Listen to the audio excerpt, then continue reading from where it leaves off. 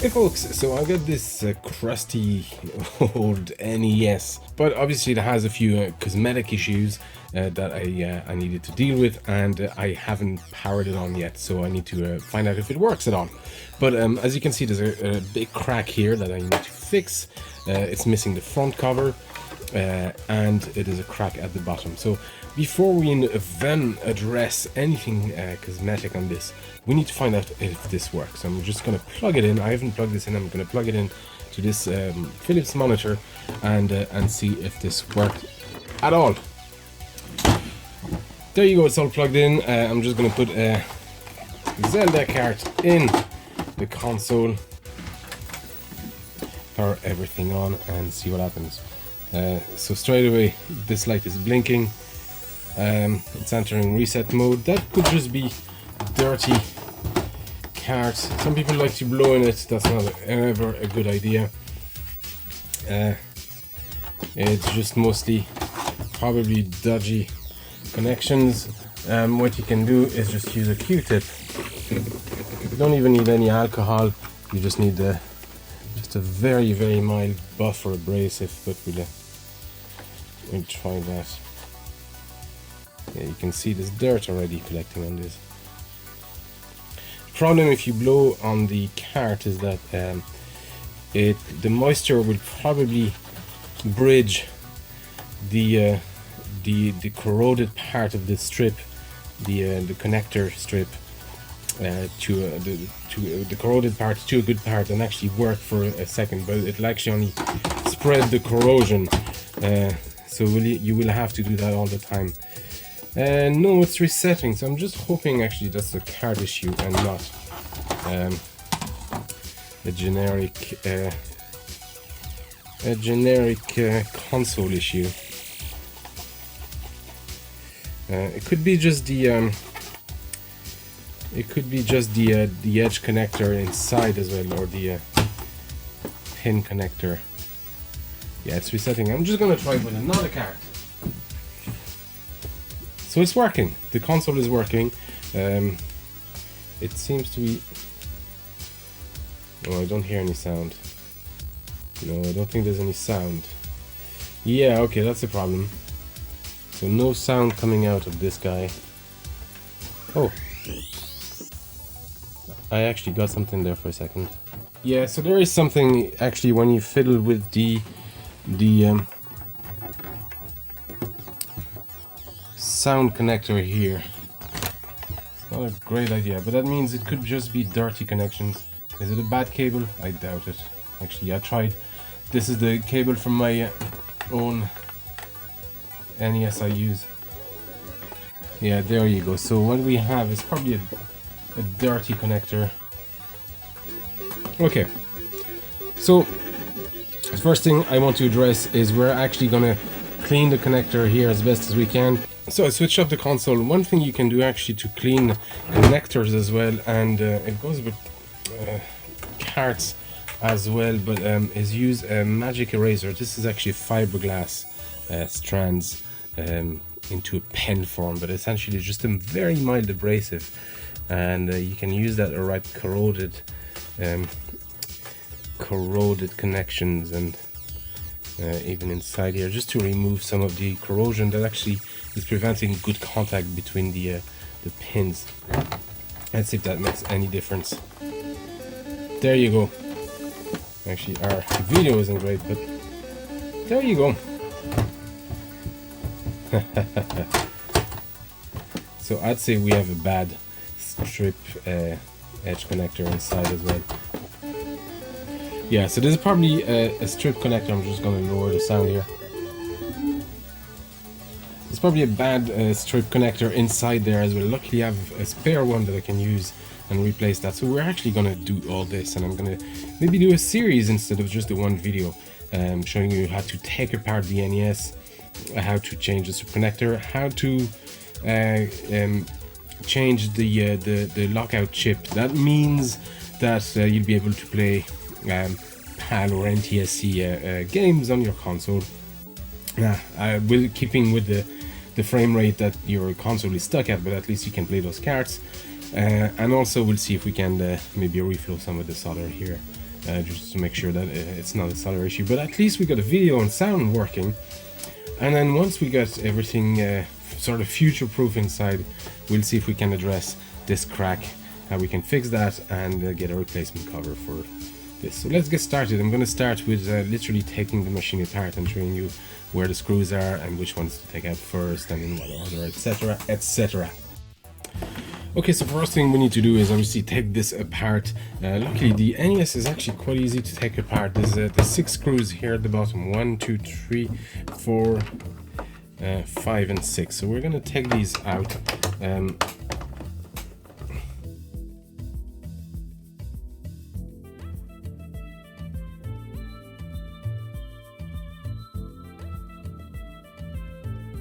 You know what, I actually spoke too fast. This guy, you need a thinner. This is actually a bit too thick for this hole here, so I'm just taking a longer screwdriver.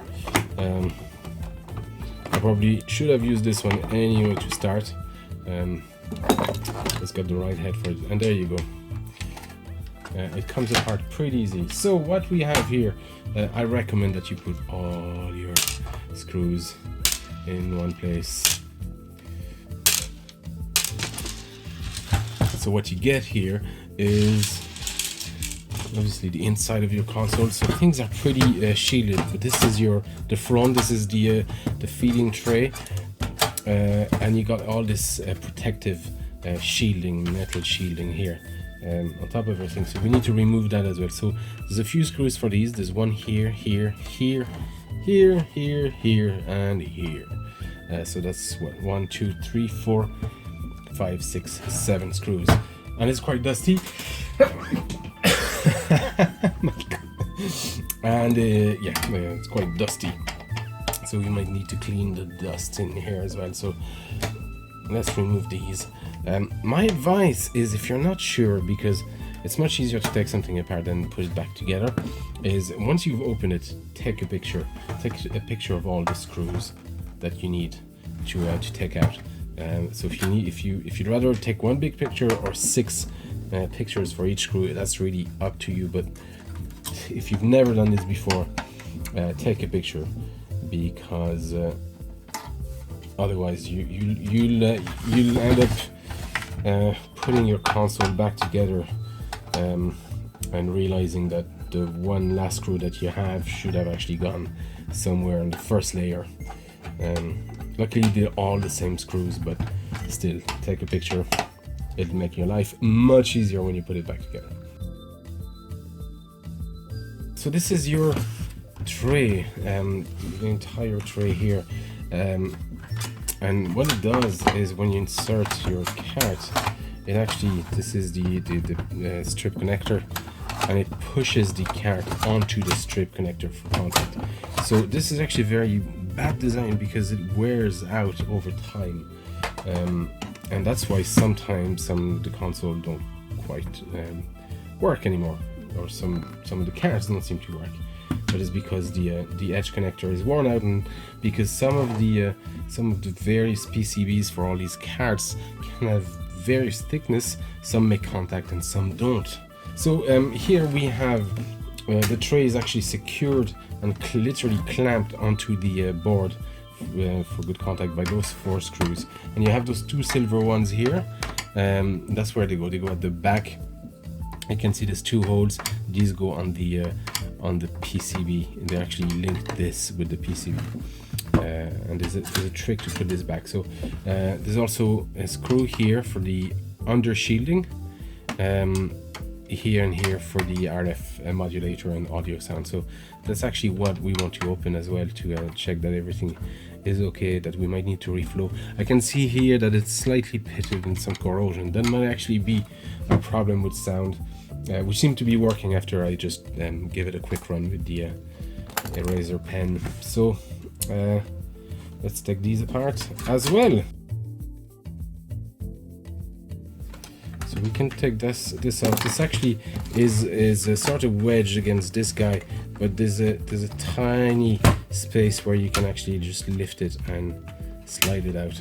And to put it back, you'll have to be careful, because this lip here has to go under the board, so it actually sandwiches the board and the clamping together. So if you put it back like that, and the lip is over the board, it'll actually press against the main board and sort of distort it. So what you want to do is make sure when you put it back, just make sure, we'll go over that anyway, but make sure that you see here it's slightly over the board. You can see this edge here, sorry, maybe not, but you can see the gap here between the board, and there's a sweet spot that you have to find where you might need to press on the thing a bit. Sorry, it's actually hard to do when you're holding it. There's a sweet spot that, there you go, it's actually down, and now if you push it forward, it'll clamp under the board. Anyway, we'll do that again when we put this back together. But this is your tray. This is the your card tray. So it's a simple design. Actually, it's just a few springs and a release spring. So we're gonna put that away. And this is your board. So before we can take the board apart, we have to take this edge connector off. To do that, we need to take the back shielding off as well. So there's one screw here, one screw here, and one screw here. Actually, for the shielding, I think it's just this screw. No, it's actually all three of them, because this is connected to the main board.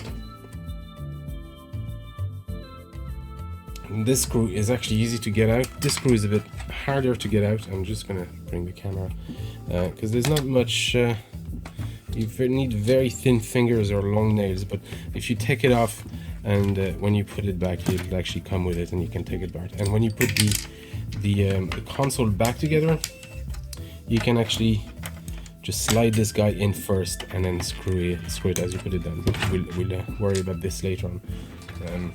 So there you go, that's our console apart. So we need just to disconnect all these. So these are your two joystick connectors here, and these are your reset button and power button connectors. These are quite simple to take out. They actually slide gently out, and these are as well. I recommend that you actually hold them by all hold them, and possibly by one of those shielding or case. It might not always be the case. If you can't, make sure you hold them by this, hold them to slide them, but they slide out very easily. There you go, take this out, and this is what your NES looks like. This is a PAL NES. I don't see any. Yeah, there's a bit of dust here and there. So you know what? We're actually going to take a brush and dust it off. And this is your edge connector here. So remember, your NES, all the components are facing down. The edge connector is on top. This actually should slide right off. There you go. So you can actually see here. Actually, we have some corrosion. We're going to clean this as well. I might need to use a magic eraser for that. That's slight corrosion. That could be preventing from making good contacts as well. These are 722 pin connectors. You'll find them easy enough on eBay. You can also just force the pin back by, if you use a needle and just lift them back. But these are actually quite cheap, and you might as well change them anyway. So we'll change that, we'll clean the board, see if that makes a difference. Okay, so this side is actually not too bad, but this side is quite dusty. So I recommend using just I have these painting brushes that I use for my painting, but literally just brushing off the dust off this guy. It's a non-abrasive, just and you'd be surprised how many consoles I fixed by just cleaning the dust, especially around these type of chips, because the dust can actually form. Especially Mega Drives are notorious for that. NES not too bad, but Mega Drives, I rescued a lot of Mega Drives by just cleaning them. Yeah, I can see some corrosion. What I'm gonna do here for this guy is just I'm gonna use my magic eraser and this is the audio red. This cap seems to be good anyway.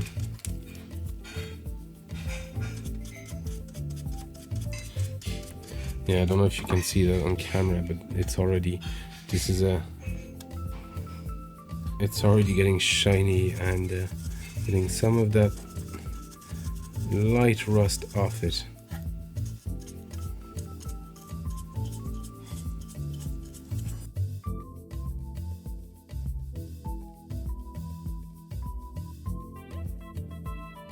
There you go, that's a bit cleaner.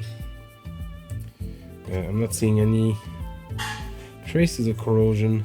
There's a bit of dirt here, so I'm gonna clean these contacts as well. This might be a case where I do want to use first some alcohol and then maybe my eraser pen. So I have some rubbing alcohol here.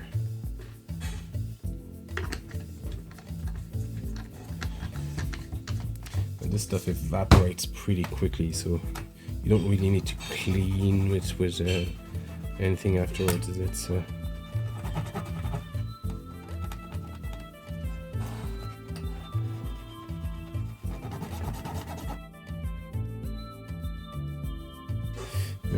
I'm just a little worried about this guy. Let's see if I can see what it is. Did that work for you guys?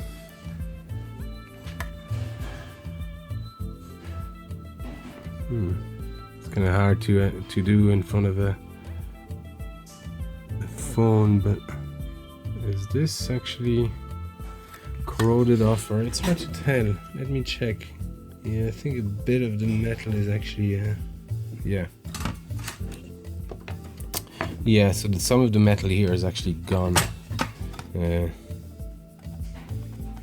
So an eraser pen will actually just make it worse. There's one quick thing I can do. I can use conductive pen.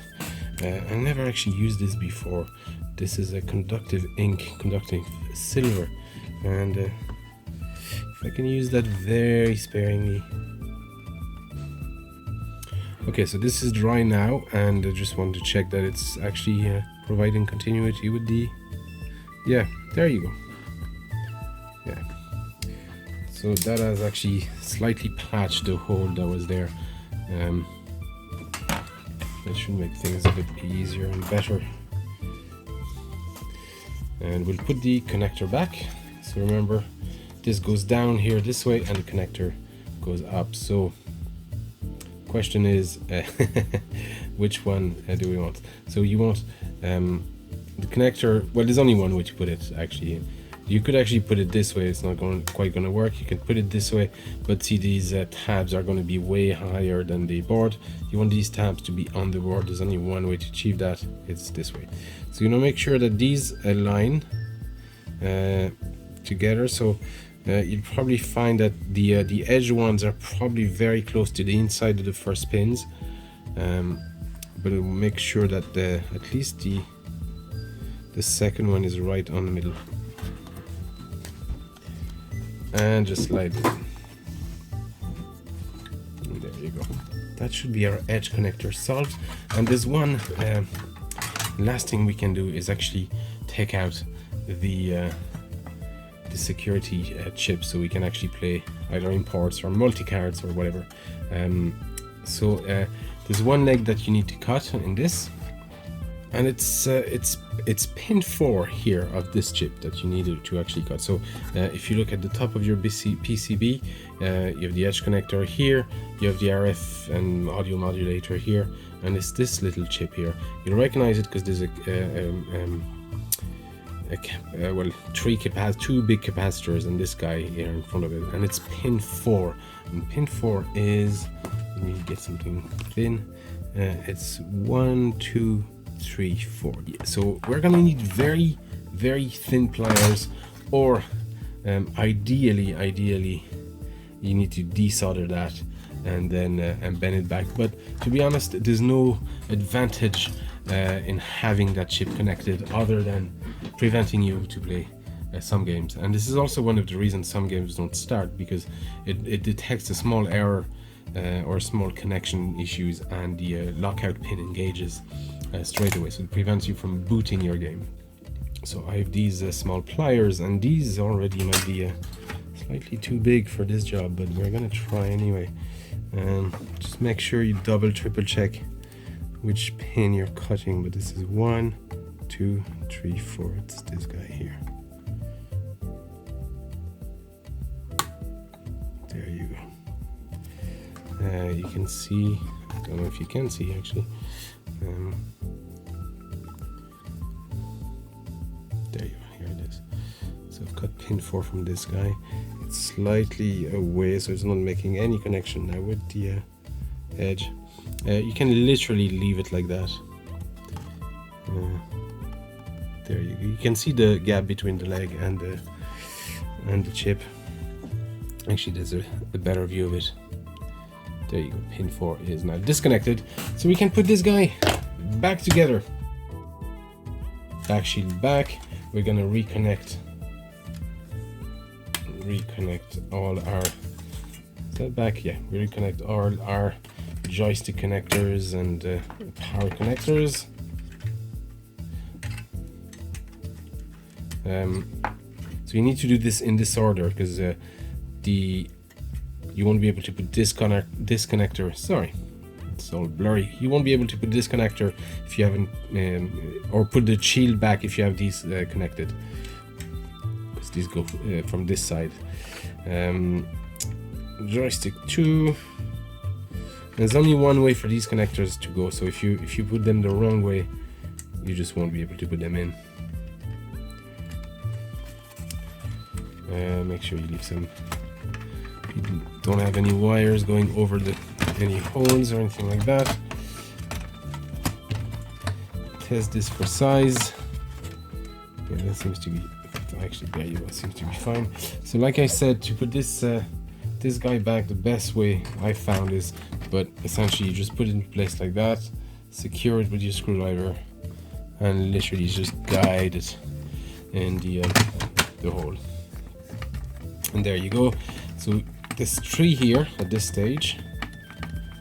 1,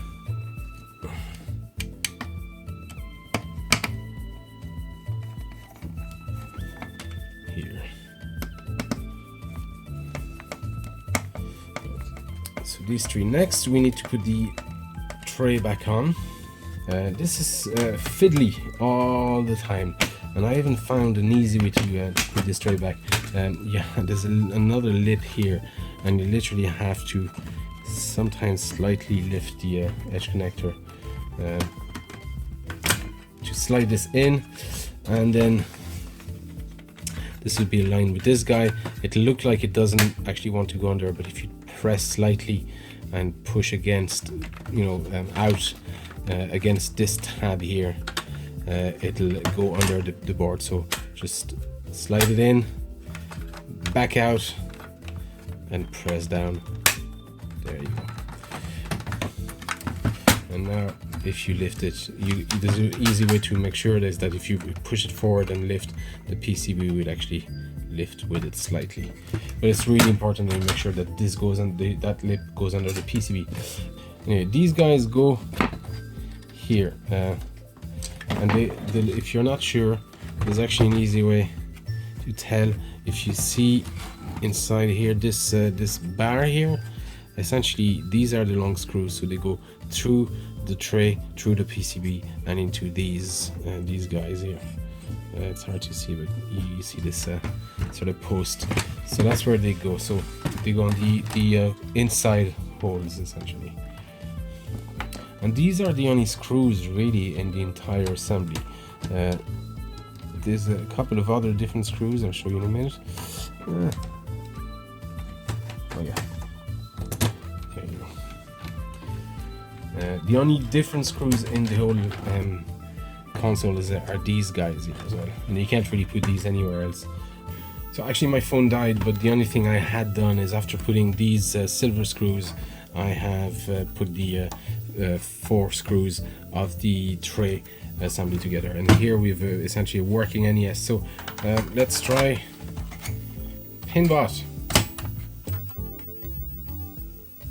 Working. Oh, we've no sound. Oh, there you go. It might still be a bit of corrosion. Actually, no, it wasn't quite in. So there you go, Pinbot working.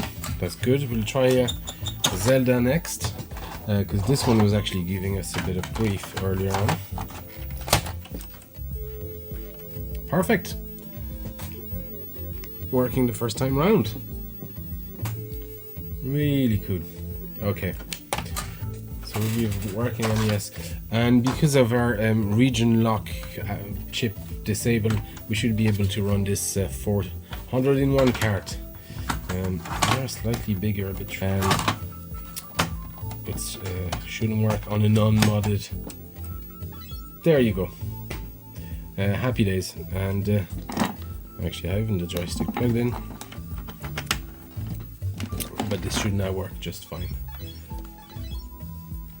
Awesome.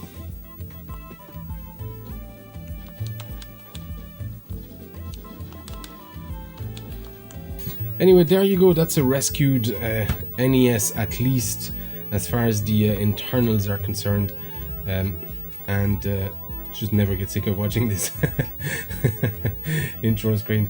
But at least as far as the internals are concerned. Now, what we need to address now is this broken top plastic. Now, I'm not sure there's much I can do cosmetically aside from maybe taking this out, maybe rubbing this out. But what I can do is actually reinforce it from the back, and we're actually going to melt some of the metal and do some plastic fixing.